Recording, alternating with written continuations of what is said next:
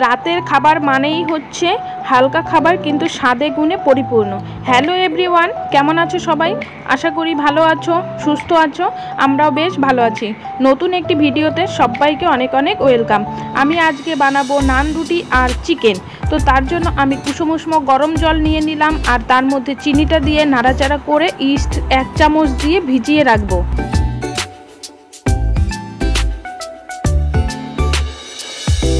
ভিজতে দিয়েছি। এদিকে আমি ময়দার একটা মাখা করে রাখবো, কারণ ইস্ট দিয়ে মাখালে ময়দাটা 1 থেকে 2 ঘন্টা রেস্টে রাখতে হয়। তো ওই জন্য চিকেনটা করার আগে ময়দাটাকে মেখে রাখছি। তো আমি 2 কাপের মতন ময়দা দিব।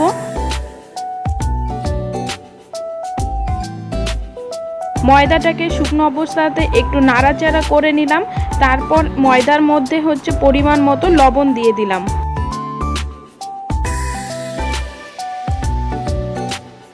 ইস্ট যে ভিজানো ছিল সেই ভিজানো ইস্ট এর মধ্যে দিয়ে দিলাম। তারপর এখন ধীরে ধীরে এটাকে চেপে চেপে মেখে নিব।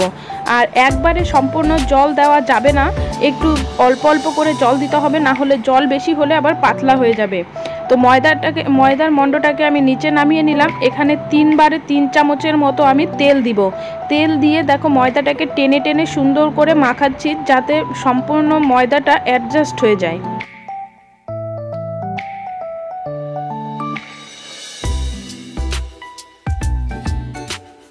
ময়দাটা মাখাতে মাখাতে একটা সফটনেস যখন চলে আসছে, তখন আর ময়দাটাকে বেশি মাখাবো না।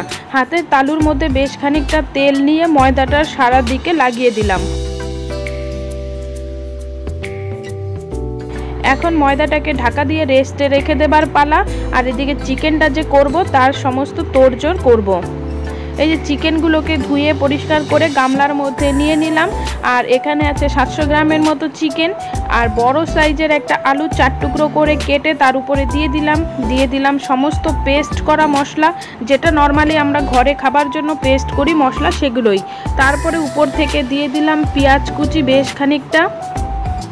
তারপর দিলাম পরিমাণ মতো লবণ, পরিমাণ মতো হলুদ আর অনেকটা কাঁচা তেল।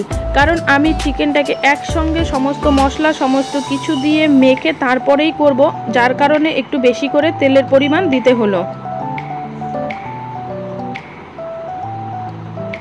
সমস্ত চিকেন মাখানো হয়ে গেছে। এদিকে চুলার উপর আমি কড়াই বসিয়ে দিয়েছি। কড়াই গরম হয়ে গেলে বেশ খানিকটা তেল দিয়ে দিলাম। ফোড়নে দিলাম সাদা সরষা আর দিলাম 5 গরম মশলা।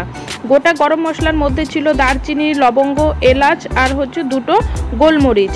তারপর চিকেনগুলোকে দিয়ে দিলাম। এবার নাড়াচাড়া করব। বেশ খানিকটা সময় নিয়ে আমি কষাই, কারণ কষানোটা যদি বেশি ভালো না হয় তাহলে কিন্তু খেতেও ভালো লাগে না। তারপর উপর থেকে দিয়ে দিলাম টমেটো সস আর দিলাম 3টা রসুন। কারা কারা মাংসের মধ্যে রসুন খেতে পছন্দ করো বন্ধু, তোমরা কমেন্ট করে জানিও তো বন্ধুরা।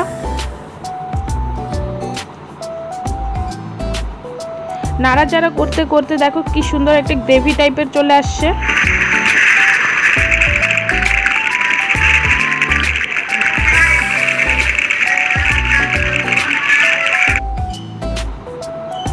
মাংসটা আমার ফাইনালি হয়ে গেছে। এখন নান রুটির যে ময়দাটা মেখে রেখেছিলাম, এখন সেটাকে ঢাকনা খুলে দেখছি, দেখো ইস্ট দেবার কারণে এটা ফুলে একদম ডাবল হয়ে গেছে। তো এটাকে আবার একটু সময় মেখে নিই, তাহলে সুন্দর অ্যাডজাস্ট হয়ে যাবে। তারপর যে কটা বানাবো সে কটা লেচি কেটে নিচ্ছি। আর নান রুটি যেহেতু একটু মোটা মোটা আর বড় বড় হয়, তাই আমার এখানে 5টা গোল্লা হয়েছে। হাত দিয়ে সুন্দর করে গোল গোল করে নিলাম। এবার এটাকে সরিয়ে নান রুটিগুলোকে সুন্দর করে বেলে নিচ্ছি।